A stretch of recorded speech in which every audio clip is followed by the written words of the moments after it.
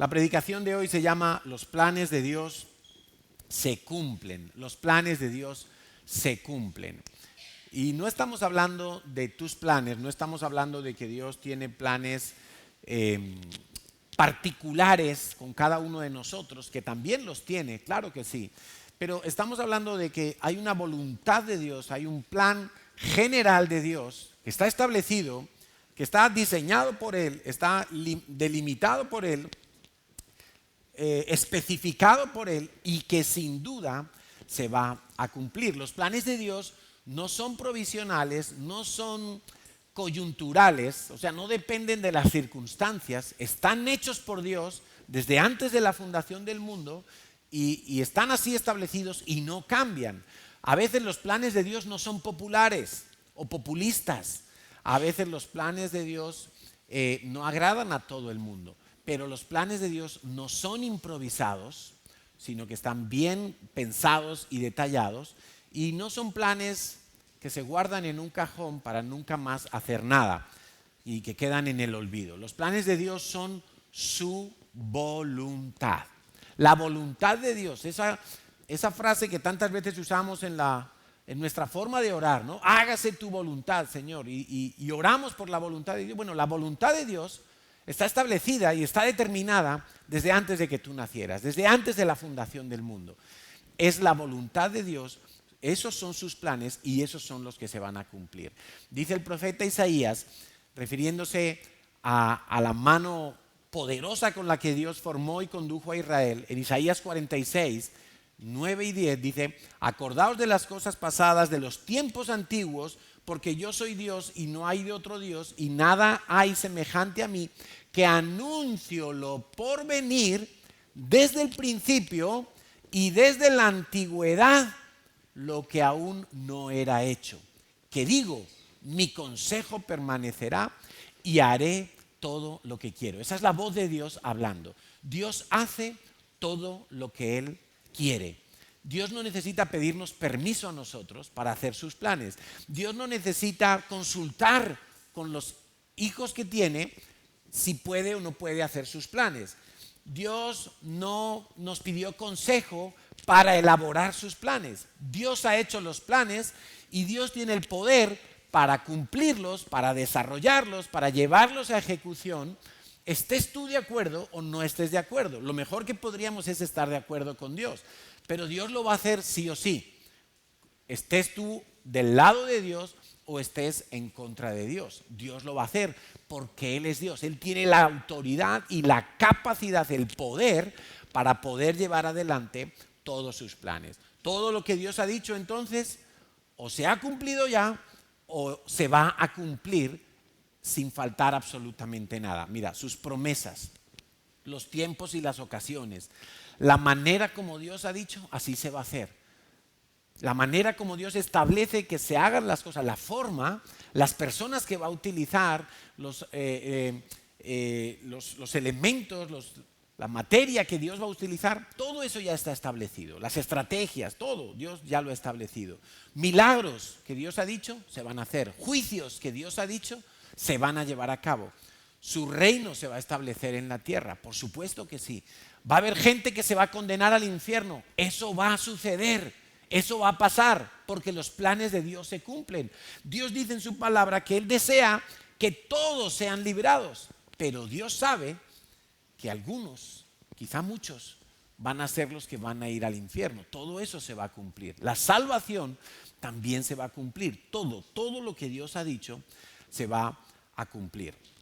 Mira, algunos piensan que, y quiero meter esta línea de pensamiento, esta línea teológica. Algunos piensan que el Antiguo Testamento fue dado simplemente como para describirnos quién era Israel, los planes que Dios tenía con Israel, la historia de Israel, cómo se iba a formar Israel, qué tenía que hacer Israel, etcétera, etcétera, etcétera. Pero no es cierto. Todo el Antiguo Testamento, escucha esto, que es muy importante que lo entiendas, porque algunos cuando vienen a leer el Antiguo Testamento vienen como si fuera algo que ya caducó, que ya está obsoleto, que ya no tiene nada que ver en nuestras vidas, que no es para nosotros, que eso era para Israel. Y algunos cuando vienen y abren la Biblia y el Antiguo Testamento lo desechan, quizá lo leen, pero lo leen como diciendo, bueno, esto pasó y ya le pasó a Israel y esto ya no es para mí. Pero quiero que sepas que todo el Antiguo Testamento apunta hacia Jesucristo. Todo el Antiguo Testamento apunta hacia Jesucristo y hacia su reino, y esto es confirmado en el Nuevo Testamento. Todo lo que leemos en el Nuevo Testamento es un reflejo del cumplimiento o una continuidad del Antiguo Testamento. Si tú solamente lees el Nuevo Testamento y no lees nunca el Antiguo Testamento, tú no entiendes toda la verdad de Dios. Tú no entiendes los porqués de Dios. No vas a saber los propósitos de Dios. El Nuevo Testamento simplemente confirma el Antiguo Testamento. Dice Juan capítulo 1, versículo 1. En el principio era el Verbo, y el Verbo era con Dios, y el Verbo era Dios. Este era en el principio con Dios. Ayer me preguntaba Natalia, dice, bueno, ¿y qué principio es ese? ¿Qué principio es ese? Si Dios no tiene principio ni fin. Evidentemente, Dios no tiene principio ni fin. Dios simplemente es. No hay un punto donde digamos, desde aquí Dios es y aquí Dios se termina. No, para Dios no existe ninguna limitación de principio ni de fin. Ese principio se refiere a la creación en concreto que leemos en Génesis. Y nos está diciendo que en el principio, antes de la creación, cuando la creación empezó a ser una realidad, ya estaba Jesús. El Verbo es Jesús y el Verbo era con Dios. Este era en el principio con Dios. Dice Juan 5:39, palabras de Jesucristo. Estas son palabras de Jesús de Nazaret. Él mismo está diciendo, escudriñad las Escrituras. Ahora, ¿a qué Escrituras se refiere Jesús allí? ¿Se refiere a las cartas de Pablo? ¿Se refiere al libro de Apocalipsis?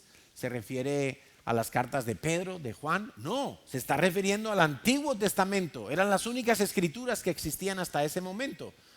Los libros del Antiguo Testamento. Dice, escudriñad las Escrituras porque a vosotros os parece que en ellas tenéis la vida eterna y ellas son las que dan testimonio de mí. Jesús mismo está diciendo que desde Génesis hasta Zacarías y Malaquías, todo el Antiguo Testamento está dando testimonio de Jesucristo, todo el Antiguo Testamento. Cuando tú oyes que Pablo, Apolos, Bernabé empezaban a predicar en los lugares donde ellos llegaban de misión y se metían lo primero, ¿dónde? En la sinagoga. Siempre iban primero a los judíos. Y lo que nos cuenta el libro de los Hechos de los Apóstoles continuamente se repite, que ellos con las Escrituras demostraban que Jesús de Nazaret era el Mesías, el Cristo que estaba anunciado en todo el Antiguo Testamento.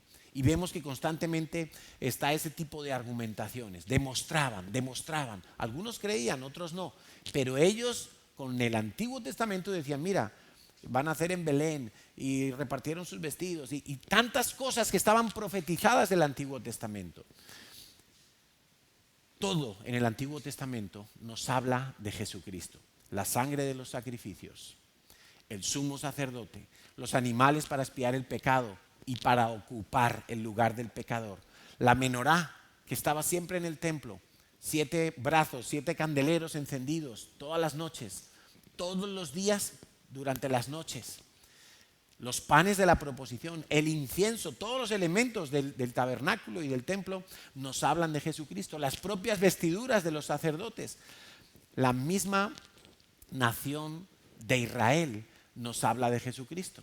Porque el reino de Israel debería haber sido una buena representación del reino de los cielos en la tierra. Todo habla de Jesucristo. Entonces, si no es Israel el protagonista del Antiguo Testamento, ¿por qué aparece tanto Israel en el Antiguo Testamento? Bueno, Israel era una pieza necesaria, era una pieza del puzzle, ellos eran necesarios dentro de los planes de Dios. De hecho, hay una teología que habla de cómo todo lo que le pasa a Jesucristo y todo lo que le ha pasado a Jesucristo le ha pasado también a Israel. El Señor Jesús fue sacrificado, ¿verdad? Fue sacrificado como cordero que quita el pecado del mundo. Él fue sacrificado. Y no sé si te has parado a pensar alguna vez que Israel, como nación, también fue sacrificada, en su gran mayoría. Cuando Dios hace un pacto con Israel, allí al pie del monte Sinaí, Moisés sube al monte Sinaí y Dios le da las leyes del Antiguo Testamento y le da como un resumen en 2 tablas de piedra, y cuando baja y le dice al pueblo, léele todos estos mandamientos, este es mi pacto que yo hago con ellos. Y todo el pueblo de Israel dijo, así lo haremos, así lo haremos. Y ese pacto en verdad era la sentencia de muerte para Israel, porque Dios ya sabía que Israel no podía cumplir con todos esos mandamientos. Dios ya sabía que Israel iba a tener que ser en algún momento desgajado, como leíamos la semana anterior, de ese olivo bueno, y en su lugar iba a tener Dios que injertar otro tipo de ramas de otros árboles. El Señor Jesús fue sacrificado, Israel también. El Señor Jesús fue glorificado, está profetizado que Israel también va a ser glorificado. Dice en Romanos 11:12 que cuando sea su plena restauración, eso va a ser una bendición impresionante para el mundo entero. Cuando ellos fueron desgajados en esas ramitas que fueron quitadas porque fueron desobedientes a Dios y Dios tuvo que sacrificarlos, dice la Biblia que eso fue una bendición para nosotros, porque allí entramos nosotros a formar parte del plan de salvación. Dice, ¿cuánto más su plena restauración será una bendición para el mundo entero? No sé si veremos eso antes o después de que comience la tribulación, pero la plena restauración de Israel como nación de Dios, eso va a ser algo extraordinariamente glorioso para el mundo entero, y está profetizado que así va a suceder. Entonces, quiero que te quedes con esta idea. Toda la palabra de Dios, Antiguo y Nuevo Testamento, apuntan hacia Jesucristo, me revelan a Jesucristo, me indican quién es Jesucristo, me muestran quién es Jesucristo. Dice Romanos 10:4, porque el fin de la ley es Cristo para justicia a todo aquel que cree. Muchos toman este versículo y dicen, ya la ley de Moisés no tiene valor para nosotros porque ahí dice que el fin de la ley es Cristo. Y algunos entienden que cuando vino Cristo, ahí fue el fin de la ley. Pero hay que ir al original. Hay que ver las palabras originales en las que estaba escrita esos textos, y es en griego. Y la palabra griega que se utiliza allí para fin quiere decir propósito. El propósito de la ley, el fin de la ley, la finalidad, no la terminación, sino la finalidad de la ley es Cristo. Es decir, que la palabra de Dios en el Nuevo Testamento me está confirmando que todo el Antiguo Testamento tenía un objetivo: mostrar quién es Cristo. Que todo el mundo en algún momento pudiera reconocer, identificar quién era el Mesías. Mateo 5:17 está hablando el Señor Jesús y dice, no penséis que he venido para abrogar la ley o los profetas. Abrogar es cancelar, esta ley queda sin efecto. Abrogar es que viene un gobernante y dice, bueno, ahora ya no hay, el IVA ya no es el 21%, ahora hay una nueva ley y el IVA es el 25%. Aquella ley quedó abrogada, cancelada. No, y Jesús dice, yo no he venido para eso. Yo no he venido para eso. Si alguno piensa que desde que vino Cristo ya todos los pecados se pueden cometer, no. ¿Quién ha dicho eso? Jesús no canceló ninguna ley por sí mismo. Él no canceló ninguna ley, sino que Él vino para cumplir la ley. Ahora bien, cumplir la ley tiene 2 caras. Cumplir la ley es que Él dice, bueno, si aquí dice no robar, yo no robo. Si aquí dice ama a tu enemigo, yo amo a mi enemigo. Si aquí dice da los diezmos, yo doy el diezmo. Si aquí dice no adulteres, pues no adultero. Él cumple los mandamientos. Pero hay otra segunda cara de la palabra cumplir, y es que la ley de Dios no solamente son mandamientos y ordenanzas, la ley de Dios es todo el Antiguo Testamento y también tiene una serie vamos a decirlo así, de requisitos, de requisitos. Por ejemplo, el Señor dice, el justo por su fe vivirá. Entonces viene Jesús y es el que vive por fe y Él cumple eso. La palabra de Dios dice que el Mesías nacería en Belén de Judá. Y viene Jesús y Él cumple eso. Él cumple eso. La palabra de Dios dice que ningún hueso del Mesías sería quebrado. Y a pesar del castigo que recibió y de la crucifixión que recibió, a pesar de toda esa tortura, la palabra nos confirma que Jesús cumplió eso. Ningún hueso suyo fue quebrado.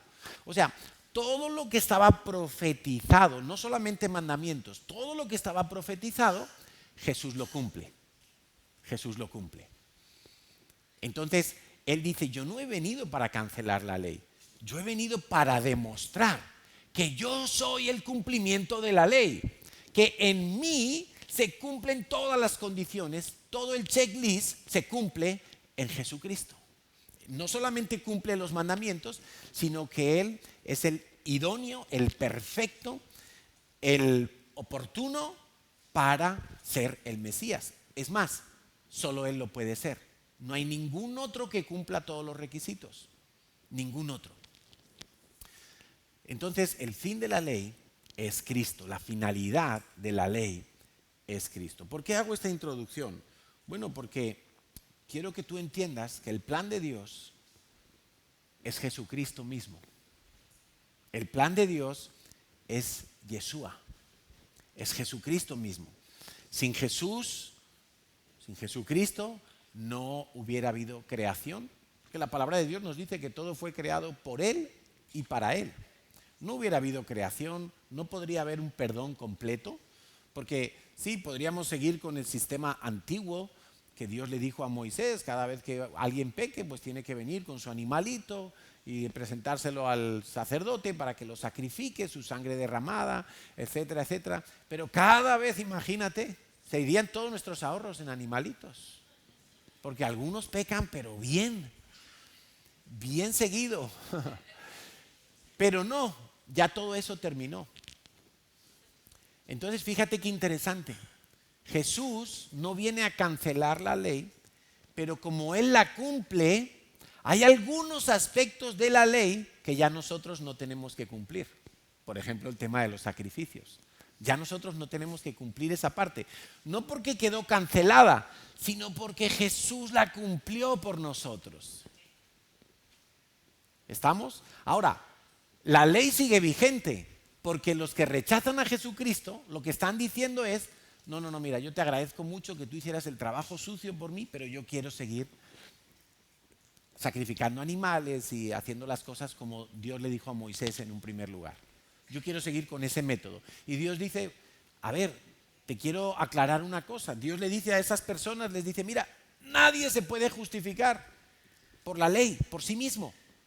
Acepta a Jesucristo. Y algunos dicen, no, yo te voy a demostrar, Dios, que yo soy un super Moisés, que yo soy un super creyente, que puedo justificarme yo solito. Yo voy a cumplir todos los mandamientos. Bueno, y Dios ahí ya se tiene que quedar callado, ya después de que han hablado los profetas, después de que ha hablado la ley, después de que habló Juan el Bautista, después de que habló el Señor mismo, después de que habla el Espíritu Santo, después de que habla la palabra de Dios, ya Dios dice, tú decides, tú escoges. Acuérdate, se lo hemos dicho a los niños hoy, Dios no obliga a nadie a nada, pero Dios pone toda la información boca arriba. Dios descubre todas las cartas y Dios te dice, si tú te quieres justificar, es imposible, no lo hagas, no lo intentes, te vas a condenar. Delante de mí vas a ser como un enemigo, pero te ofrezco la alternativa perfecta y es apóyate en Jesucristo, cede todo el protagonismo a Cristo y entonces vas a ser justificado. Y solamente de esa manera vas a poder llegar hasta el Padre. Dios lo dice muy claramente. Entonces, sin Jesús no podría haber un perdón completo, no podría haber redención, no podría haber justificación, no podría haber resurrección, no tendríamos herencia, no podríamos estar en las bodas del Cordero, no habría boda. Jesucristo es el plan de Dios. ¿Dónde encontramos ese plan? Ya te lo he dicho, a lo largo de toda la Biblia. Hay algunos teólogos que al libro de Génesis le llaman el Evangelio según Génesis. Porque en Génesis uno puede descubrir, escucha, todo el plan de salvación de Dios. Y uno dice, ¿cómo? Bueno, es muy sencillo. Cuando Adán y Eva desobedecen a Dios, Dios les dice, ¿qué habéis hecho? ¿Por qué os escondéis de mí? Y ellos ya notamos que el pecado efectivamente produce lo que Dios dice, que es una separación de Dios. Ya es como una desconfianza con Dios. Y lo primero que Dios hace es matar algún animal y coger las pieles de ese animal para tapar la desnudez de ellos. ¿Por qué Dios tiene que tapar la desnudez de ellos? Porque al ellos desconfiar de Dios, la mirada que tienen hacia el otro, Adán con Eva y Eva con Adán, ya no es una mirada limpia. Ya ellos se ven desnudos y se ven raros. Cuando Dios los había creado desnudos y desnudos vivían. Yo no sé si el paraíso era en las Islas Canarias, que se puede estar todo el año desnudo, pero el caso es que así estaban ellos. Pero ya desde el mismo momento que desobedecen a Dios, se enrarecen entre ellos, se enrarecen con Dios y Dios les provee un sacrificio. Ellos no matan a los animales. La idea de ellos, ¿cuál fue? Unas hojitas. Cojamos unas hojas que nos tapen la desnudez y nos tapamos. Pero Dios dijo, no, esa no es la manera. Cuando alguien peca, cuando alguien desobedece a Dios, alguien tiene que morir. Tiene que haber derramamiento de sangre. ¿Os acordáis la predicación de la semana pasada? El valor de la sangre de Jesús. Tiene que haber derramamiento de sangre. Primera lección del Evangelio. Cuando alguien muere, tiene que haber derramamiento de sangre. Y Dios mata. No sabemos si mató un elefante, si mató un cordero. Seguramente la lógica de la Biblia nos llevaría a pensar que mató un cordero.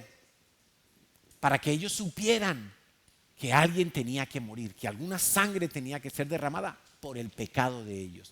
Y entonces Dios coge y en vez de matarlos a ellos, mata a un animal y les cubre con sus pieles. Por eso algunos dicen que Génesis es el Evangelio según Génesis. Pero es que en Génesis vemos a Abraham. Y Abraham es un modelo, es un tipo de Jesucristo. Cuando decimos un tipo, es como alguien que representa la figura de Cristo con antelación. También fue Noé un tipo de Cristo. Porque Noé, por ejemplo, salvó a su familia y solo ellos se salvaron. Pero ¿por qué Abraham es un tipo de Cristo? Bueno, porque Abraham, Dios lo escoge, Dios lo aparta y Dios le dice, te voy a dar un hijo. Y cuando le da el hijo le dice, ahora me lo sacrificas. Y él estuvo dispuesto a sacrificarlo, por eso era un tipo de Cristo. Dice en Juan 8:56, está hablando Jesucristo una vez más, y dice, Abraham, vuestro padre, está hablando a los judíos de aquella época, se gozó de que había de ver mi día y lo vio y se gozó. ¿Cómo vio Abraham el día de Jesucristo muriendo en la cruz? Pues si él no estuvo allí, él no estuvo en Jerusalén hace 2000 años. Abraham vivió 1000 años antes de Cristo. ¿Cómo es que estuvo Abraham viendo a Jesús morir en la cruz? Él lo vio por fe. Él entendió cuando Dios provee el cordero para que Abraham no mate a Isaac. Abraham entiende el plan de Dios. Abraham ve a Cristo muriendo en la cruz. Es impresionante cómo toda la Biblia apunta a Jesucristo. Melquisedec es una figura de Jesucristo como sumo sacerdote. Los libros proféticos, no sé si alguna vez has leído Isaías 53, pero Isaías 53 es una descripción exacta del sacrificio de Jesucristo y del ministerio de Jesucristo. Isaías, no sé si fueron 400 o 600 años antes de Cristo. Él vio todo eso. Los salmos, tú sabes que en los salmos hay más de 20 profecías mesiánicas referidas a Jesucristo como el Mesías. Más de 20 datos que dan los salmos hablando de la muerte y de la resurrección del Mesías. Impresionante. Y eso fue escrito por gente que ni siquiera conocía que la crucifixión iba a ser un método de tortura humana para matar a los delincuentes. En la época cuando se escribieron los salmos no había crucifixiones. Había apedreamientos, había, no sé, lo tiraban por un precipicio, qué sé yo, pero no existía la crucifixión. Eso es un método romano. Y ya profetizaban incluso aspectos de la crucifixión. Horadaron mis manos y mis pies. Creo que es el Salmo 122. ¿Cómo que agujerearon mis manos y mis pies? ¿De dónde sacó eso el profeta? Estaba viendo el sacrificio de Jesucristo. Todo en el Antiguo Testamento apunta a Jesucristo. ¿Y por qué es tan importante esta idea? Porque una de las cosas más sorprendentes que encontramos en el Antiguo Testamento y que apunta a Jesucristo son las fiestas solemnes de Dios. Las fiestas solemnes de Yahweh, que están descritas en su palabra. Y los que llevan más tiempo aquí en la CCI, pues ya han oído hablar muchas veces y hemos predicado muchas veces. De hecho, todos los años predicamos en primavera y en otoño, mínimo en esos dos momentos, predicamos sobre las fiestas solemnes de Dios, porque así es como Dios nos ha dejado indicado que lo hagamos, que tenemos que recordar y tenemos que observar esas fiestas, que no es lo mismo que celebrar. No es lo mismo que celebrar. Por ejemplo, la Pascua. La Pascua es una de esas fiestas solemnes. Pero en el Nuevo Testamento está escrito con mucha claridad que nuestra Pascua ya fue hecha. Entonces nosotros ahora ya no tenemos que celebrar como tal la Pascua, no tenemos que ir y sacrificar un cordero de Pascua y untar la sangre en la puerta de nuestra casa, porque eso ya lo hizo Jesús por nosotros. Pero tenemos que observar, todavía tenemos que observar esa fiesta. ¿Por qué? Pues porque Jesús la cumplió, precisamente por eso. Es como si tú ya nunca dieras gracias porque ya Jesús te salvó. Bueno, tú tienes que recordar la manera, el cómo, el cuándo, el lugar, lo que te compartieron, qué pasó en tu vida. Y esa es una de las cosas más hermosas que tú puedes recordar, cómo Dios te salvó, para estar continuamente agradecido a Dios, para recordar ese milagro, porque es el milagro más grande que tú vas a ver en toda tu vida, quiero que lo sepas. Si hoy viniera Dios y pusiera su pie en las playas de Barcelona y abriera el mar Mediterráneo, ese milagro no sería más grande que tu salvación, porque tú estabas muerto y ahora vives. ¿Entiendes? No hay un milagro más grande que tú vayas a ver en tu vida. Si tú le pides a Dios, Señor, quiero ver un milagro, que se sane a alguien, que pase esto, que me den este trabajo, muy bien, eso será un milagro. Pero el milagro más grande que tú has visto hasta el día de hoy es tu propia salvación, porque tú eras enemigo de Dios. Estabas lejos, sin ningún acceso, sin ninguna ciudadanía, sin ninguna herencia, sin ninguna posibilidad. Y Dios te salvó. Eso sí es un milagro. Nadie más lo puede hacer. Es más, es un milagro irrepetible, porque Dios solo te salva una vez y para siempre. Amén. Muy bien.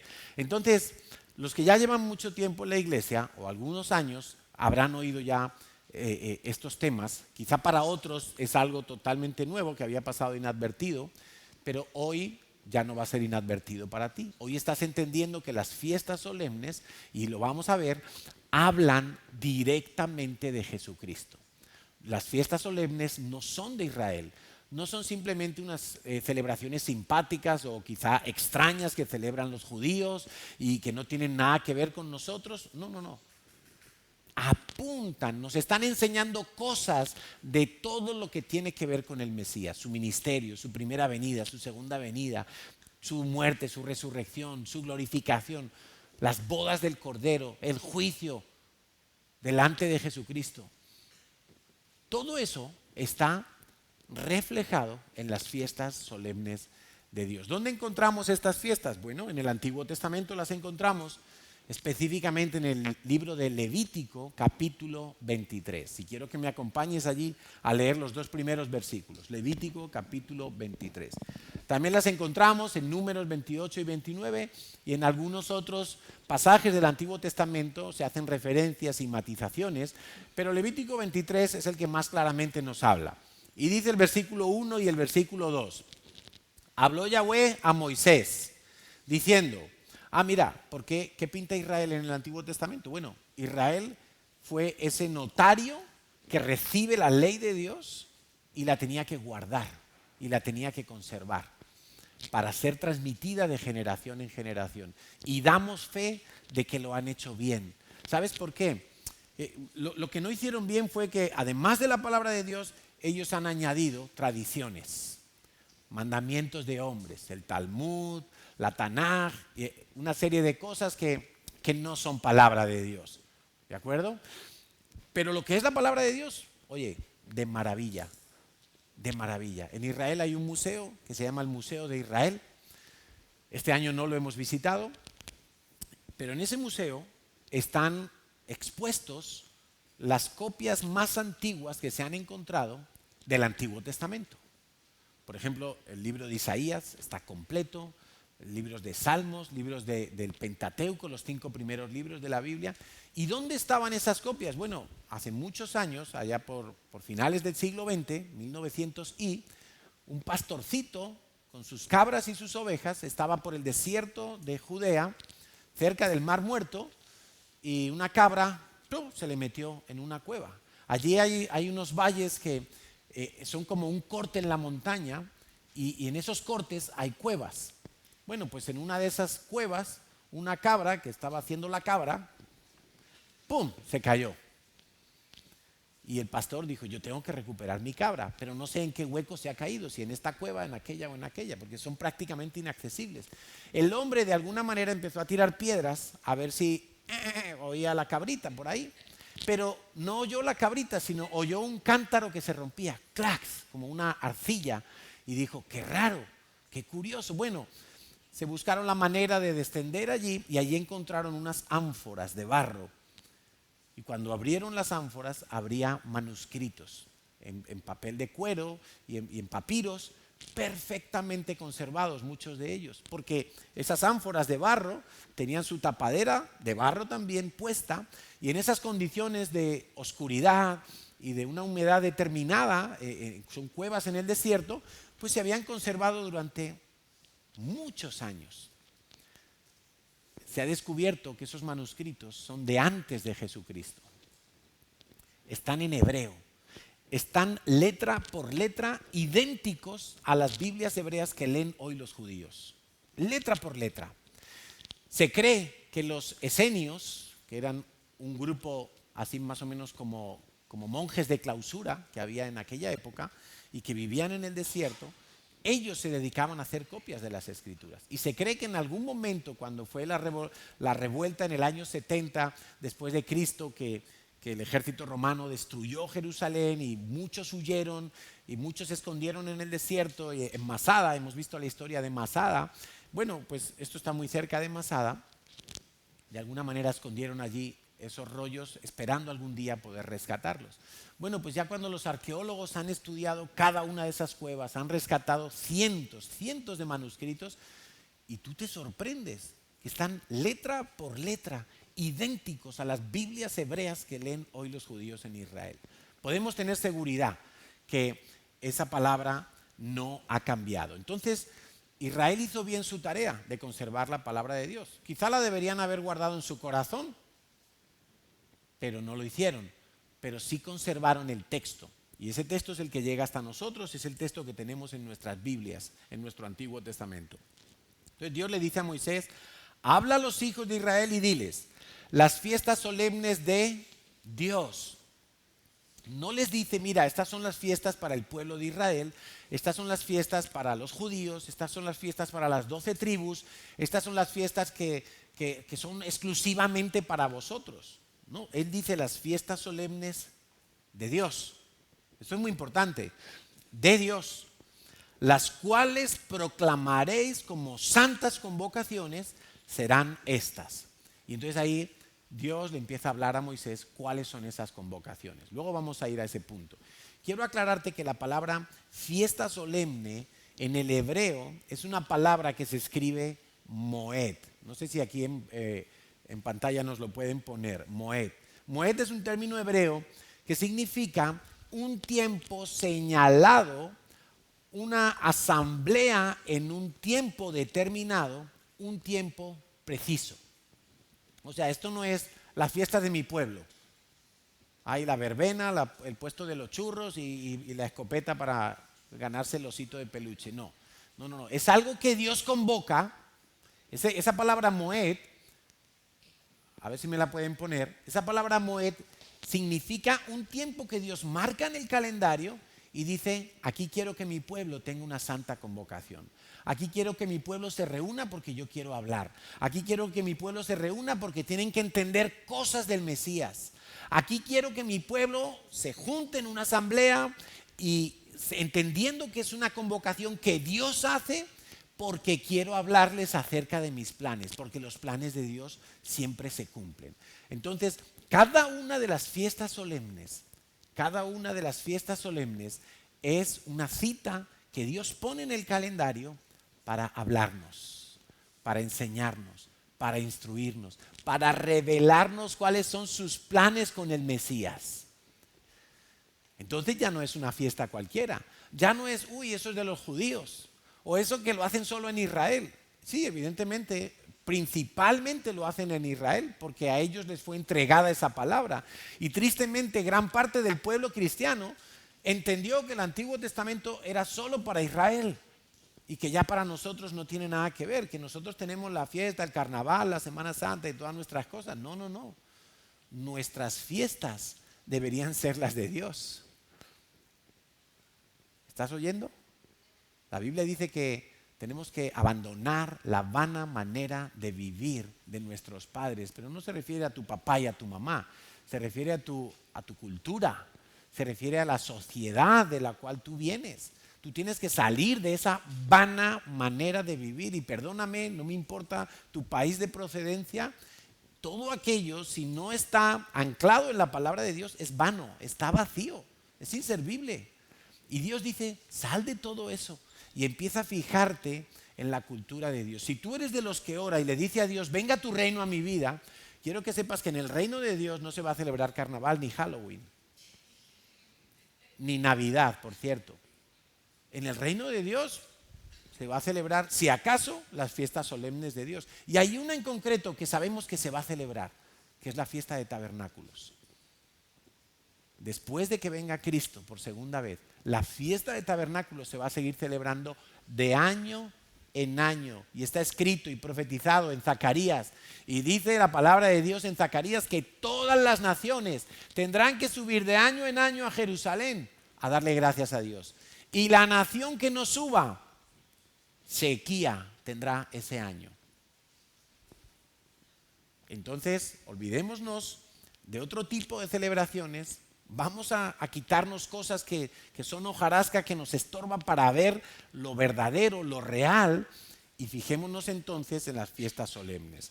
Dice en Colosenses 2:16 y 17, Colosenses 2:16 y 17. Mira qué interesante esto. Por tanto, nadie os juzgue en comida o en bebida o en cuanto a días de fiesta, luna nueva o días de reposo. Está diciendo el apóstol Pablo, está diciendo, mira, que nadie te diga si está bien o si está mal, que tú guardes el sabbat o que no lo guardes. Que tú celebres la fiesta de las trompetas o que no la celebres. Que tú comas cerdo o que no comas cerdo. Que nadie te vaya a juzgar por eso. ¿Por qué? Dice el versículo 17. Porque todo eso es sombra de lo que ha de venir. Mira qué interesante. ¿Qué está diciendo Dios? Toda la ley del Antiguo Testamento es una sombra de lo que ha de venir, de lo verdadero. Cuando tú ves una sombra, detrás de una sábana tú ves una silueta, y tú estás viendo la sombra, pero tú no sabes el detalle del rostro de esa persona. Tú solo ves si es alto, si es bajito, si está gordito, si es flaquito, no sabes ni su color de piel, no sabes si tiene ojos rasgados o ojos redondos, no sabes, bueno, puedes saber si tiene el pelo rizado un poquito, ¿no? En la sombra, pero no sabes. Hay muchos detalles que se pierden en la sombra. Y lo que nos está diciendo Dios es que todo lo del Antiguo Testamento era una sombra de lo verdadero, de lo que representa a Cristo Jesús y su reino. De manera que yo lo veo de esta manera. Las fiestas solemnes de Dios son una sombra, una imagen venida a menos de lo verdadero, de lo que nosotros vamos a encontrar de verdad en Cristo Jesús. De manera que entonces las fiestas solemnes se convierten para nosotros lo que Dios pretendía con el pueblo de Israel, que las fiestas solemnes fueran como un ensayo general de lo verdadero que iban a encontrar cuando viniera Jesucristo a la tierra. Pero ya sabemos lo que pasó. Jesús vino a lo suyo, pero los suyos no le recibieron.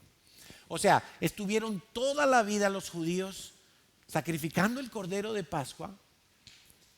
Y cuando viene Jesús y dice, yo soy el cordero que quita el pecado del mundo, ellos no dicen, mira, aquí está, el cordero. No, ellos no lo ven. Cuando Jesús hace referencia en sus discursos y en sus enseñanzas a tantas cosas del Antiguo Testamento, y sin embargo los judíos de aquella época no supieron conectar las verdades, no supieron conectar lo que estaban viendo con lo que ya sabían de la ley, no supieron conectarlo, quizá por la dureza de su corazón, pero no supieron reconocer que Jesús de Nazaret era el Mesías. Hasta el punto que, mira, Jesús en su casa se llamaba Yeshua. Yeshua, así es como le llamaban José y María. Yeshua era el nombre de Jesús desde que nació. Pero como significa salvación, los judíos no querían llamarle Yeshua a Jesús. Y después de muerto, le quitan la última letra en hebreo y le dejan, en vez de Yeshua, le dejan Yesú. Y le quitan la A, que no es una A, es otra letra en hebreo. Bueno, precisamente esa letra que le quitan al final del nombre significa también en hebreo ojo. Y qué curioso, ¿no? Que le quitan la última letra para no llamarle Yeshua y llamarle Yesú, y lo que le quitan es una letra que significa ojo. Y ellos están velados para ver a Jesucristo. Bueno, de Yesú quedó fácilmente el nombre de Jesús. Valga como anécdota esto. Bueno, entrando un poco en el panorama general de las fiestas, porque vamos a seguir hablando la semana que viene de todo esto. ¿Por qué? Pues porque el sábado que viene exactamente es una de las fiestas solemnes, en concreto la de Yom Teruá. En nuestras Biblias pone celebración al son de trompetas. Teruá significa trompetas. Y como es el sábado que viene, yo quiero darte hoy una panorámica general de estas fiestas. Cuando habla el Levítico capítulo 23, ahí si tú siguieras leyendo, la primera fiesta que Dios le dice al pueblo de Israel, pero acuérdate, fiesta ya no lo asocies con borrachera, con guirnaldas, con música a todo volumen. No es fiesta en ese sentido.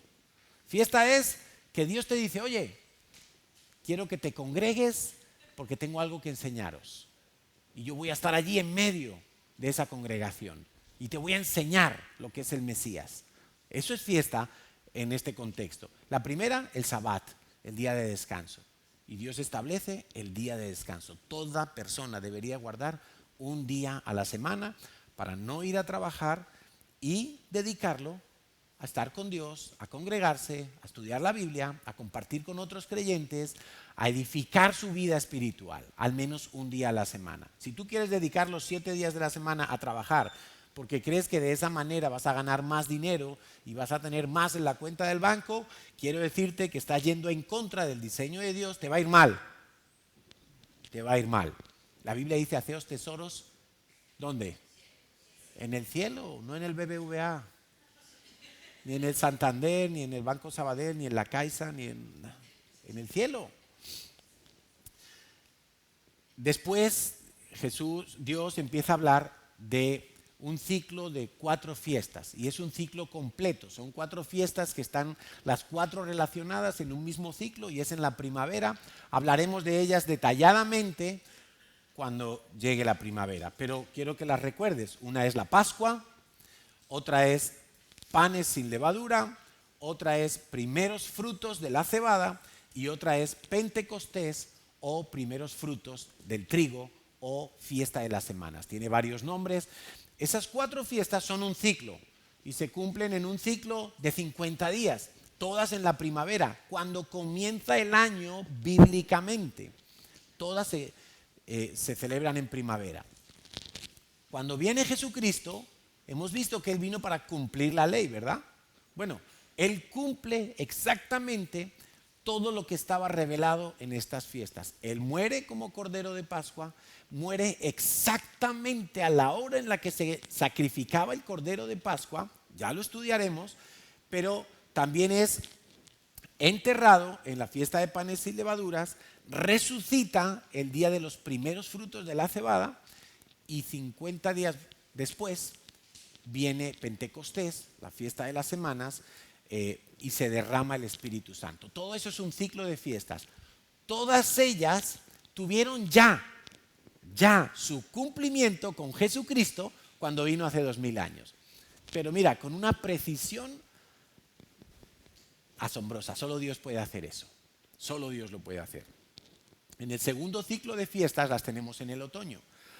Y esas fiestas empiezan con lo que dice Levítico capítulo 23 a partir del versículo 23. Y esas fiestas son, te las voy a resumir muy rápidamente, el día de las trompetas, Yom Teruah en hebreo, el día de Yom Kippur, a alguno le sonará, Yom Kippur es el día del ayuno, de la aflicción, donde dice la palabra de Dios que afligiremos nuestras almas. Y unos días después la fiesta de Sukkot o la fiesta de tabernáculos en castellano, una fiesta que también se celebra ahora en el otoño. Bueno, estas fiestas nosotros entendemos y hemos estado estudiando y orando, investigando muchos años y creemos que es de una claridad muy precisa también que todas estas cosas tienen que ver con la segunda venida de Jesucristo. Ahora, quiero que nos pongan aquí un gráfico que tenemos preparado para el día de hoy, porque la segunda venida de Jesucristo se compone en verdad de un ciclo de cosas, igual que la primera venida de Cristo también fue un ciclo de cosas que empezaron con la Pascua y terminaron con Pentecostés 50 días después. Aquí también hay un ciclo de cosas y es que nosotros estamos aquí ahora, en la edad de la iglesia. Es el tiempo del Espíritu Santo edificando la iglesia. La iglesia no es la protagonista, la iglesia es como en el Antiguo Testamento Israel era una pieza necesaria, así somos nosotros ahora, somos una pieza necesaria en los planes de Dios.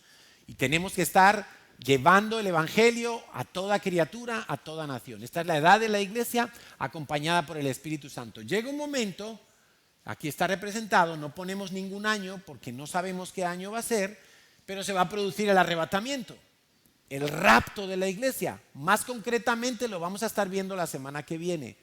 ¿Qué significa rapto? ¿Qué es el arrebatamiento? Para algunos es algo que les suena chino.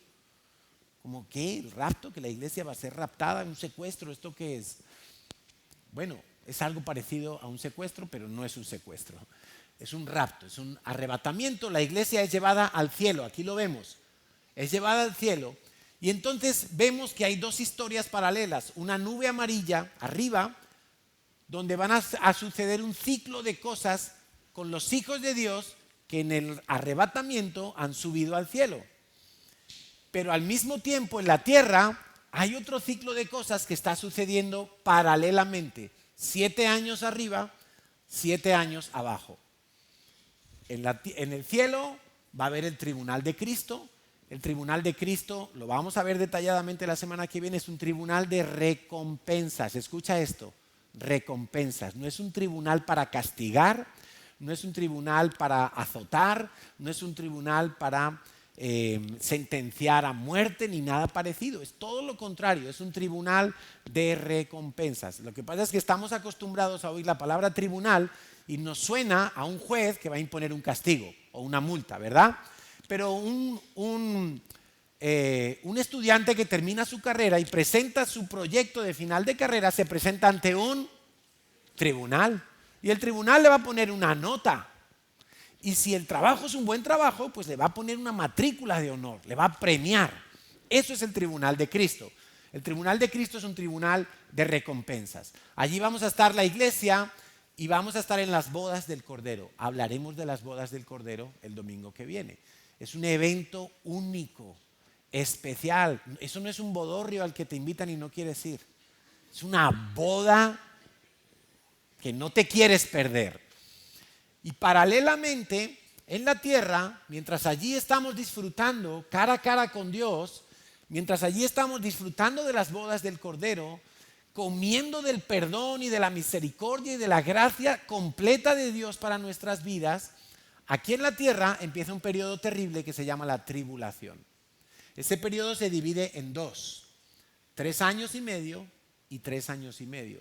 Estos 3 años y medio primeros son de aparente paz y seguridad. Son años donde Israel va a ver cómo se levanta un gobernante que va a ser el anticristo y va a estar al lado de Israel y va a promover todo a favor de Israel, hasta el punto que los que hemos estado ahora en Israel y hemos visto que hay 2 mezquitas allí en Jerusalén, donde estuvo una vez el templo de Salomón, ahora hay 2 mezquitas. Pues de alguna manera ese personaje del anticristo va a propiciar que en este periodo haya un acuerdo de paz. Israel puede reconstruir el templo de Jerusalén. Imagínate. Y todo el mundo va a estar contento con el anticristo, porque de momento no se va a revelar como alguien malo y malvado contrario a los planes de Dios. Se va a revelar como alguien hábil, alguien capaz, alguien que pone en acuerdo a todas las religiones del mundo, alguien que soluciona problemas financieros y económicos del mundo entero, y todo el mundo caerá rendido ante el anticristo. Es más, los judíos pensarán que el anticristo es el Mesías. Estarán tan contentos, estarán felices, pensando ya el anticristo, ya este hombre es el Mesías porque él está levantando a Israel como nación y esto es lo que estaba profetizado y tiene que ser el Mesías. Y estarán tan deslumbrados que cuando en este momento se produzca lo que llama la Biblia la abominación desoladora, en Daniel está escrito, en Apocalipsis está escrito, el anticristo en el templo de Jerusalén va a sacrificar un animal inmundo. En ese momento los judíos abrirán los ojos y dirán, este no puede ser el Mesías. El Mesías jamás haría eso porque eso es contrario a la ley de Dios. Pero ya será demasiado tarde. Aquí empezará los 3 últimos años y medio de tribulación, que es la que se conoce como la gran tribulación.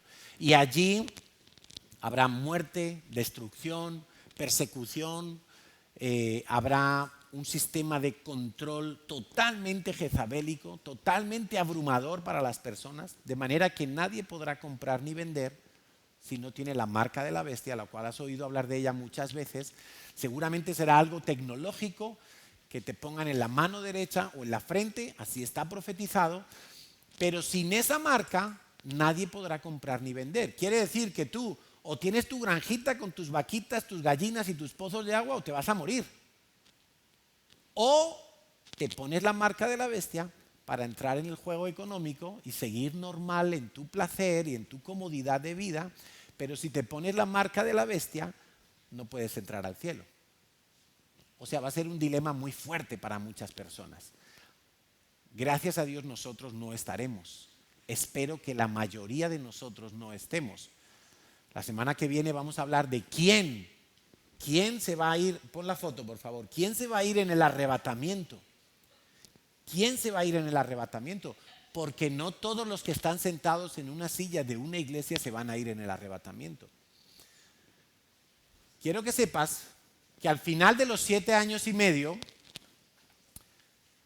vemos ahora una flecha para abajo que viene a la tierra, y es que viene Jesucristo con todos los santos, es decir, los que primeramente fuimos en el arrebatamiento, ahora descendemos con Él para reinar en el milenio. 1000 años de reinado. En Jerusalén estará la capital, allí estará el trono de Jesucristo, desde allí Él ejercerá autoridad sobre todas las naciones de la tierra. Pero no confundamos entonces arrebatamiento con segunda venida en gloria. Son hechos diferentes.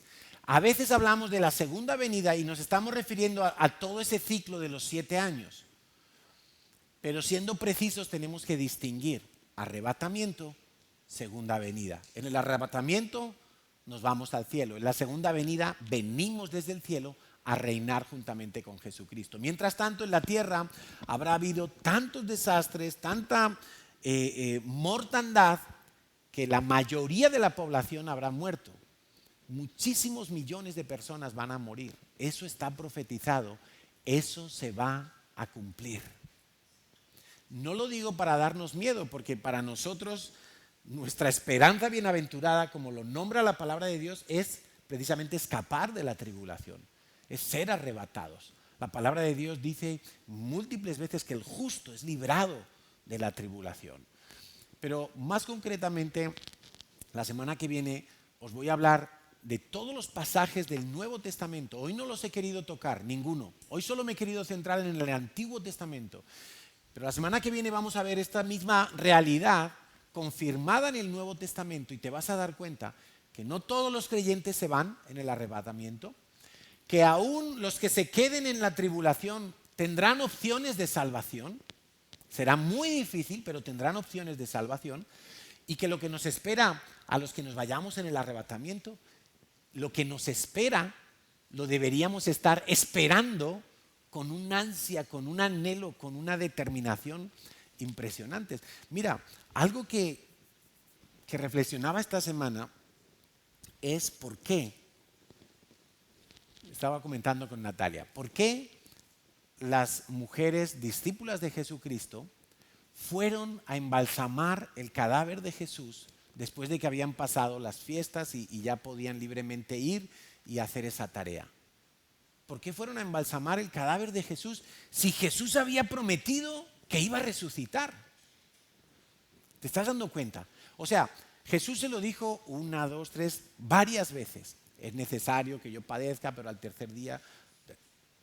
¿Cuántas veces les enseñó que Él tenía que padecer, morir y resucitar al tercer día? Pero sin embargo, al tercer día van pretendiendo encontrar un cadáver en la tumba todavía. ¿Qué pasó allí? Ellos todavía no conectaban la verdad de Dios con su estilo de vida, con sus decisiones coherentes a la verdad de Dios que ya había sido hablada. Entonces, ¿qué pasaba allí? Yo no creo que fuera incredulidad. Yo lo que creo que pasa es que a veces estamos tan poco acostumbrados a lo sobrenatural y a que los planes de Dios se cumplan, que es como que, sí se cumplen, pero bueno, ¿yo qué tengo que hacer? No, yo nada, yo sigo como estoy. No. De la misma manera que si aquellas mujeres hubieran recordado con claridad las enseñanzas de Jesús, habrían dicho, no, pues ya para qué lo vamos a ir a embalsamar si ya habrá resucitado. Si ya es el tercer día, ya vamos a ir y eso va a estar vacío. ¿Que para qué vamos a gastar el dinero, el tiempo, vamos a recorrer la distancia? No. Mejor vamos a ver dónde está, si ha resucitado, vamos a ver si lo encontramos. ¿Sí o no? ¿Eso no hubiera sido lo coherente? Pero es que no estamos acostumbrados a lo sobrenatural. Estamos acostumbrados a lo natural. Pues si murió, ahí tiene que estar. No, pero Él dijo que resucitaría. Ya, pero bueno, no sé. ¿Cómo? ¿Y eso qué? ¿Cómo se come eso? Porque no vemos una resurrección todos los días. Bueno, tampoco hemos visto un arrebatamiento todos los días, pero va a suceder. Ahora, ¿tú estás preparado? ¿Estás listo para el arrebatamiento? ¿Estás haciendo algo para prepararte? ¿Sabes qué tienes que hacer?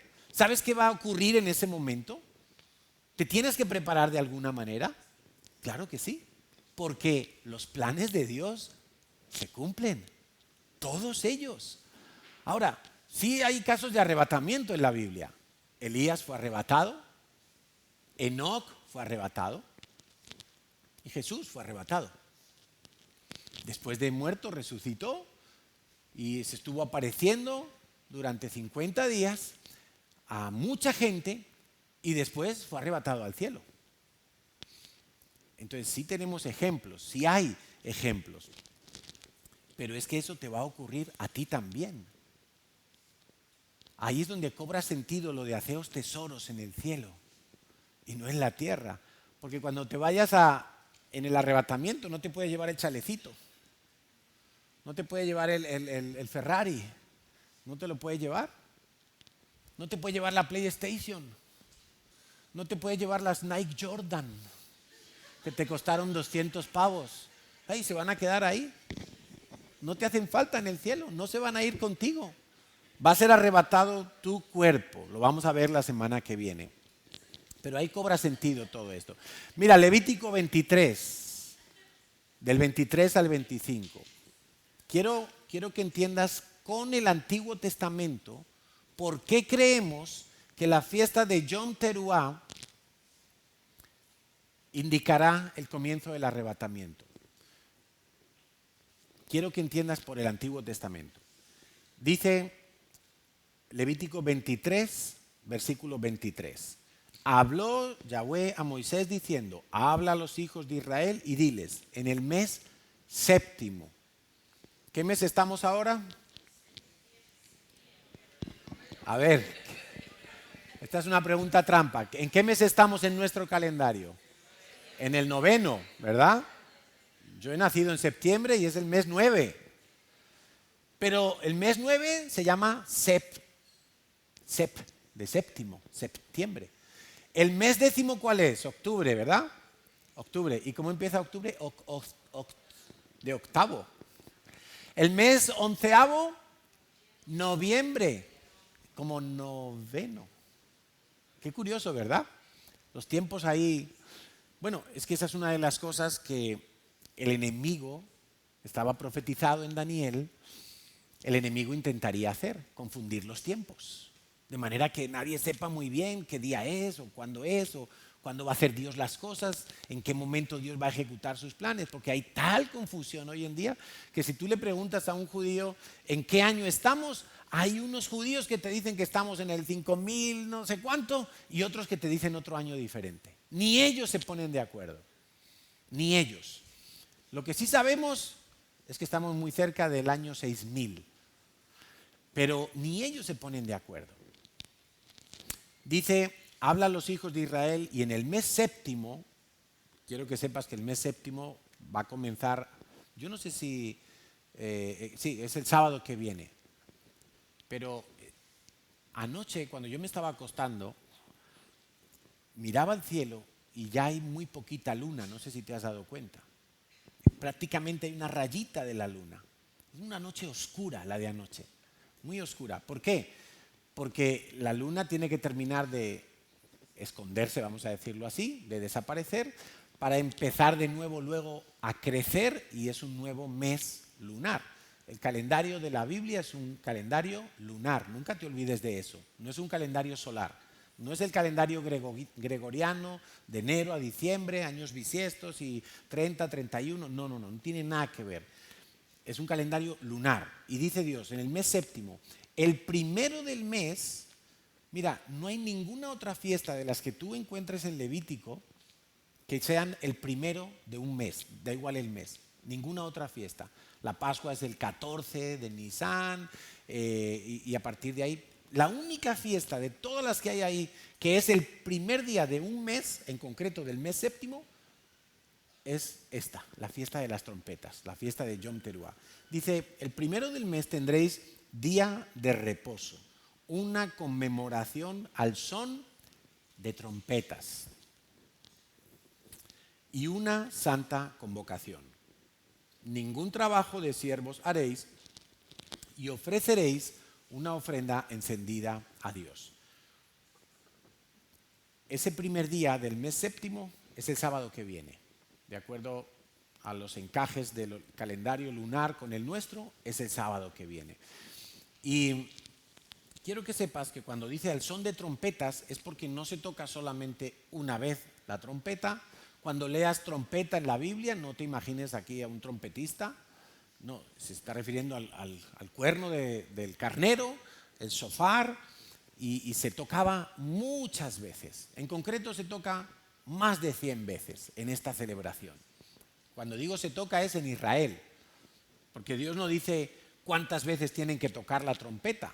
Y salvo que Dios le mostrara a Moisés algo que no quedó escrito, pues no dice si hay que tocarla 5, 20 o 300 veces.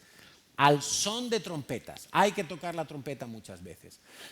Y lo que sí se hace es que la última trompeta que se toca es un sonido más fuerte y más largo. Es como la traca final, ¿no? Cuando hay fiestas y tiran la traca final que hace más ruido que ninguna. Bueno, así es en esta fiesta.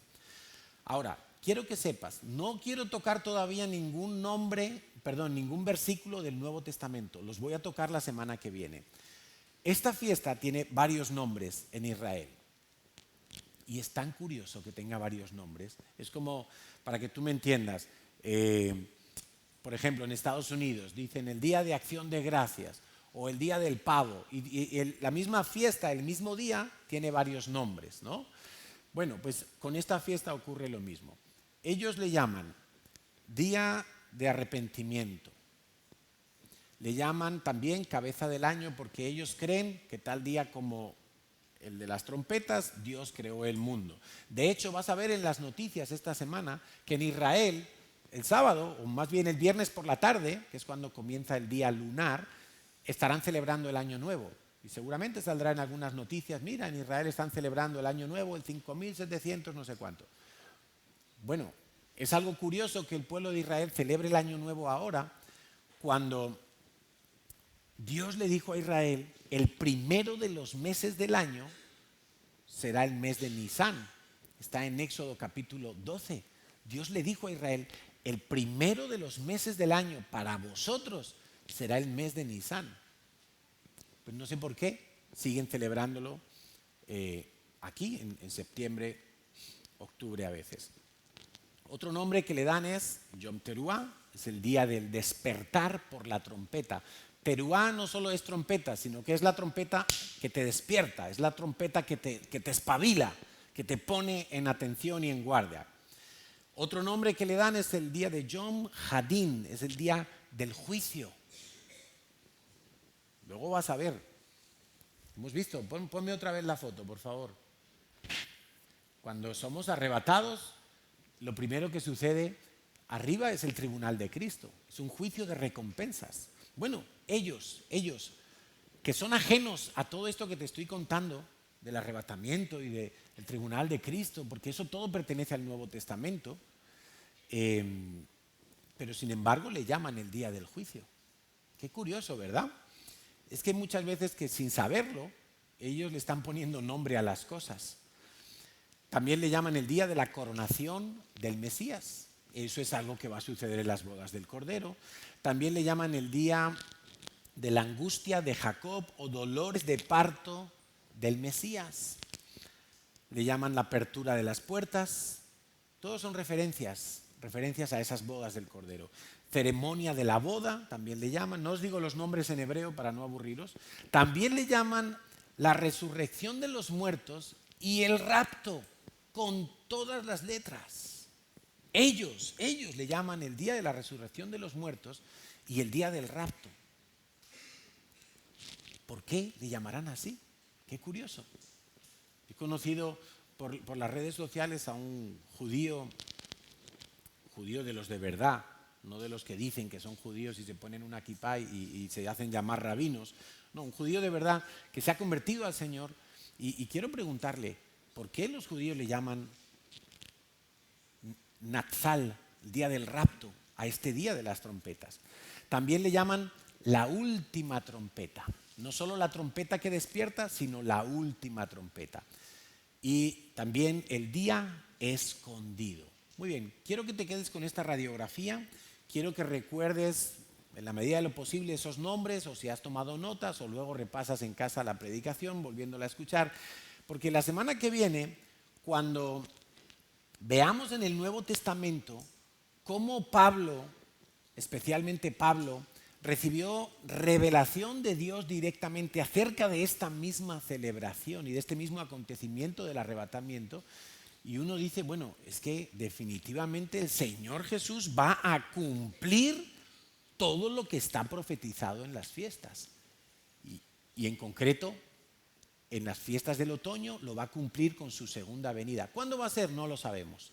No sabemos si va a ser este año, dentro de 15 años, de 20, de 30, no sabemos. Tenemos que tener una actitud los hijos de Dios y es estar esperando ese momento. Tenemos que estar esperándolo. Tenemos que estar ansiosamente esperándolo. El Señor Jesús le dijo a sus discípulos en Juan 14, no se turbe vuestro corazón, creéis en Dios, creed también en mí. En la casa de mi Padre muchas moradas hay. Si así no fuera, yo os lo habría dicho. Voy pues a preparar lugar para vosotros. Escucha esto. Voy pues a preparar lugar para vosotros. Y si me fuere y os preparare el lugar, vendré otra vez y os tomaré a mí mismo para que donde yo estoy, vosotros también estéis. Alguno dirá, ay, no, el pastor ya ha usado el Nuevo Testamento, ya ha hecho trampa. Bueno, quiero que sepas que hasta el momento de la muerte de Jesús, podemos considerar que los evangelios son parte del Antiguo Testamento. Porque hasta que no muere el testador, no hay testamento. Entonces no es trampa, ¿eh? Solo estoy dando algunas pistas. ¿Qué podemos hacer nosotros? Bueno, yo te invito, te sugiero, pero quiero hablarte como sugerencia, pero quiero que entiendas, como le decíamos a los niños esta mañana, que cuando Dios habla, Dios también habla dando consejos y sugerencias para el que quiera los tome y el que no, no. Pero la actitud correcta debería de ser tomarlo como una orden. Y yo no soy Dios, pero hablo representando a Dios y el consejo que yo te voy a dar ahora deberías de tomarlo como palabra de Dios. Deberías tomarlo como si Dios estuviera hablando directamente a ti. Entre otras cosas porque no voy a hablar algo que no esté en la Biblia. Voy a hablar lo que es la palabra de Dios. Más de 15 veces aparece en la palabra de Dios que debemos ser sobrios y velar. Sobrios y velar. Anótalo. Si estás tomando notas, anótalo. Y si no estás tomando notas, anótalo. Ser sobrios y velar. Sobrio y velar. Es que no se puede velar si no estás sobrio. Son las dos cosas. Porque no solo es estar sobrio en plan de no adulterar mi mente con nada, es que aparte de estar despejado, tienes que estar velando, observando, vigilando. Eso es velar, vigilar. ¿Sí? Segundo, tienes que amar la venida del Señor. Hay una corona especial para los que aman la venida del Señor. No he buscado el versículo, pero si alguien es tan amable allí en producción y lo busca, amar la venida del Señor. Porque mira, amar la venida del Señor, estamos hablando ya no solo del arrebatamiento, sino de ese final donde venimos con Él desde el cielo para reinar en la tierra. Amar la venida del Señor, yo te prediqué hace unas semanas acerca de esto, de por qué debemos amar la venida del Señor, pues, y te di varias razones, pero una de ellas es que por fin su reino se va a establecer en la tierra de verdad, y habrá justicia, y se acabará la injusticia. Tenemos que también agradecer desde este momento, desde antes de que se produzca la venida del Señor o el arrebatamiento, entendamos ahora venida como todo ese ciclo de 7 años, antes de que se produzca eso, agradécele ya a Dios que Él tiene un lugar para ti en las bodas del Cordero. Agradéceselo ya. Desde ya, ten una actitud de agradecimiento completo. Porque yo no merecía estar en esa boda, ni de lejos. Pero el Señor preparó un lugar para que estemos allí con Él. Lo siguiente es, vive coherentemente.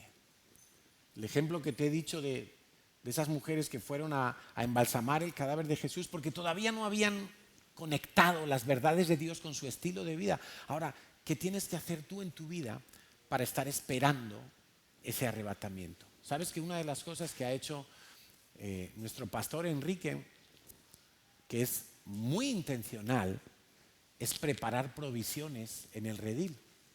Y quiero que sepas que si se produce el arrebatamiento y tú no te vas y la cosa se empieza a poner cada vez más difícil con lo de la marca de la bestia y tú ves que no vas a poder cobrar un salario porque no tienes la marca, que no vas a poder ir al Mercadona porque no tienes la marca y tú dices, ¿de dónde consigo yo comida? ¿Dónde puedo yo vivir y refugiarme? Pues quiero que sepas que en el redil vas a tener un lugar donde poder escapar. ¿Cuánto tiempo dure allí la tranquilidad? Pues no se sabe, pero seguro que más que en una ciudad, seguro. Entonces, allí hay, escucha bien, kilos y kilos y kilos, no sé cuánto hay, de muchísimas legumbres y de provisiones y leche en polvo y cantidad de cosas para que los que se queden puedan ir allí y sobrevivir un tiempo. Y no me estoy poniendo dramático, es que quiero que pienses coherentemente de acuerdo a lo que sabemos que se va a cumplir. Y yo quisiera, y Dios quiere que todos nos fuéramos en el arrebatamiento. Dios lo quiere. Dios quiere que tú participes de esas bodas, pero tristemente sabemos que no va a ser así, que no todos se van a ir. De eso te voy a hablar la semana que viene, que no todos se van a ir. Si hacemos caso de las estadísticas que nos dice el Nuevo Testamento, el 50%. Las 10 vírgenes, 5 no pudieron entrar a las bodas con el novio. Cuando la palabra de Dios nos habla del arrebatamiento, dice: 2 estarán en el campo, 1 será tomado, el otro será dejado. 2 mujeres, una tomada, la otra dejada. 50%. No digo que es doctrina, yo no digo que el 50% se va a quedar y el 50% se va a ir. Menos aún me atrevería a decir quién es parte de un 50% y quién es parte del otro 50%, porque yo no decido eso. Pero, como dice el refrán, cuando el río suena, agua lleva, ¿no? Entonces, bueno, ahí están esas parábolas. Las parábolas no son doctrina, pero nos enseñan cosas. Deberíamos de vivir coherentes, prepararnos para ese momento. Y hay una parábola que nos habla de los invitados a las bodas y que alguno que entró a las bodas cuando estaba allí le dijeron: tú no estás vestido adecuadamente para la boda, tienes que salir de aquí, y lo echaron de la boda. Era un intruso. O sea, eso te habla un poquito de todas las enseñanzas que hay en el Nuevo Testamento acerca de cómo tenemos que vestirnos. Nos dice la palabra de Dios que nos vistamos de amor, que nos vistamos de misericordia. Vístete adecuadamente, porque si no, cuando venga el esposo quizá no puede aceptarte en la boda. Y te voy a dejar una tarea esta semana. Léete la parábola de las 10 vírgenes, Mateo capítulo 25. La parábola de las 10 vírgenes. Es una parábola. Parábola quiere decir que es una historia que el Señor Jesús contó a modo de ejemplo. Mateo capítulo 25. Parábola de las 10 vírgenes. Y quiero que entiendas que allí está reflejado el plan de Dios. El plan de Dios es como una boda. Jesucristo dijo: me voy a preparar morada para mi esposa. Y cuando el esposo volvía a por la esposa, la tenía que raptar, arrebatar literalmente. Eso se hacía como un juego. No tengo tiempo hoy para explicar todo el proceso de una boda bíblica, pero es literalmente como van a suceder las cosas entre Jesús y la iglesia. Y una de las cosas que tenía que hacer la novia era tener su lámpara encendida. Lo vas a leer en la parábola, porque la lamparita encendida en medio de la noche oscura era lo único que podía usar el novio cuando venía a identificar a su novia, porque eran varios novios que venía cada uno a por la suya. Entonces cada novia tenía que tener su lamparita, y con la lamparita encendida, porque si está apagada no sirve de nada, solo para la foto, pues con la lamparita encendida el novio podía decir: esta es la mía. Ah, no, uy, esta de la peca no es la mía, esta es la mía. Y entonces ya la tomaba para desposarse con ella. Pero necesitaba la novia tener la lamparita encendida. ¿Qué es la lamparita? ¿Qué 2 elementos tiene la lámpara? El aceite y la llamita. Pues ya te vas haciendo idea. El Espíritu Santo y la palabra de Dios. Lámpara a mis pies. Entonces, todas esas cosas son cosas que tú tienes que tener muy en cuenta si crees que se va a producir el arrebatamiento. Si crees que tú eres parte de esa novia a la cual va a venir a buscar el Señor. Si tú quieres tener tu lamparita encendida, encendida, no solamente ahí de adorno, encendida. Y quiero que recuerdes, es una enseñanza tan hermosa. Esas vírgenes estaban todas dormidas, ¿te acuerdas? La parábola de las vírgenes, todas dormidas. Lo vas a leer hoy en tu casa, por favor. Y con la trompeta y el anuncio, ahí viene el novio, todas se despertaron. Todas se despertaron al aviso. Es que cuando el Señor vaya a venir a por su iglesia, de alguna manera que no sabemos muy bien cómo va a ser, Él va a despertar a su iglesia. Él va a hacer que su iglesia esté alerta. Y en ese momento ya no habrá tiempo para ir a por aceite. Tú tienes que tener la provisión para que no se apague tu lámpara. No es como, en el último momento voy a aprovechar y voy corriendo al Mercadona. No, no te va a dar tiempo a nada. Ya no habrá tiempo. Eso va a ser un instante, como lo vamos a ver la semana que viene. Oramos entonces.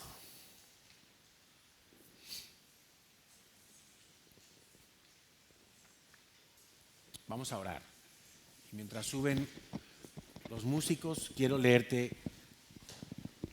la primera carta a los Tesalonicenses, capítulo 1, versículos 9 y 10. Ellos mismos cuentan de lo bien que ustedes nos recibieron y de cómo se convirtieron a Dios dejando los ídolos para servir al Dios vivo y verdadero y esperar del cielo su Hijo, a Jesús, a quien resucitó, que nos libra del castigo venidero. La semana que viene te voy a explicar con el Nuevo Testamento por qué esta fiesta de Yom Teruah, del Día de las Trompetas, creemos que es la fecha indicada o para el arrebatamiento o para el desencadenamiento del arrebatamiento. Te voy a explicar qué significa la expresión nadie sabe el día ni la hora. Te voy a explicar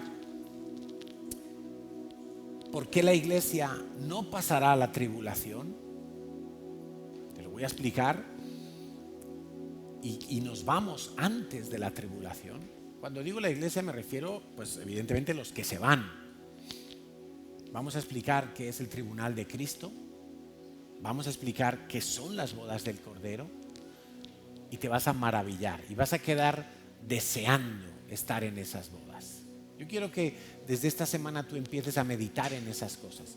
Quizá tú has estado haciendo muchos planes y voy a hacer esto y voy a montar una empresa y voy a comprar y voy a invertir y está bien. Yo no digo que no lo hagas, pero tu objetivo en la vida no puede ser eso. Eso es muy simple. La vida de un hombre, dijo el Señor Jesús, no consiste solo en las cosas materiales. Hay mucho más. Dios tiene planes y muy grandes y quiere que tú participes de ellos.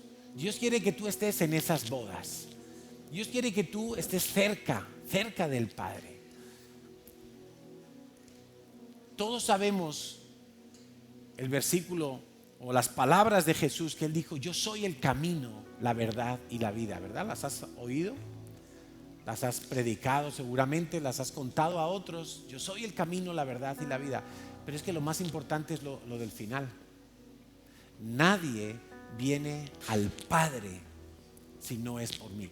Porque ese es el objetivo y el sentido de esta vida. Que tú un día puedas estar con el Padre. Que no solo estés con Jesús y le conozcas y estás ahí con Él y oyes sus enseñanzas. Pero mira, Judas estuvo con Jesús, pero no estará con el Padre. El objetivo es que estés con el Padre. Jesús es el camino, pero el destino es el Padre. El trabajo de Jesús era facilitar la reconciliación con el Padre, que tú y yo podamos ser hijos y que los hijos estén con el Padre. Eso es lo que Dios quiere. Y que disfrutes y que le veas en su gloria y que participes de su majestad. Eso es lo más grande que tú vas a ver en toda tu existencia, la gloria de Dios. La gloria de Dios. Es triste que nos levantamos cada día en esta vida y miramos alrededor y vemos tantas cosas que nos duelen, tantas cosas injustas. hemos tenido pérdidas, sufrimos muchas cosas y uno dice, ¿hasta cuándo, Señor, va a durar todo esto? Porque esto no va a mejorar, no va a mejorar. Y Dios, sabiendo que no va a mejorar, porque el mundo está sometido al pecado, necesita una regeneración igual que la tuvo tu corazón. Dios dice, yo quiero darles lo mejor. A los que lleguen a mí, yo quiero que tengan lo que yo tengo, estén, dice Jesús, yo quiero que estéis donde yo estoy, y donde está Jesús es a la diestra del Padre, es viendo la gloria del Padre. ¿No te parece maravilloso? ¿No te parece que tenemos un Dios sumamente generoso, sumamente bondadoso con todos nosotros, que no merecíamos nada de todo esto? ¿No te parece? ¿No te parece que Dios podría haber dicho, uy, este tiene tantos pecados, no, mira, lo aplasto ahí como una uva y adiós? Pero no, Él dice, yo quiero limpiarlos y quiero dejarlos en las perfectas condiciones para que estén en mi presencia. Yo que soy santo, vosotros sed santos. Nos ponemos en pie y le damos gracias a Dios.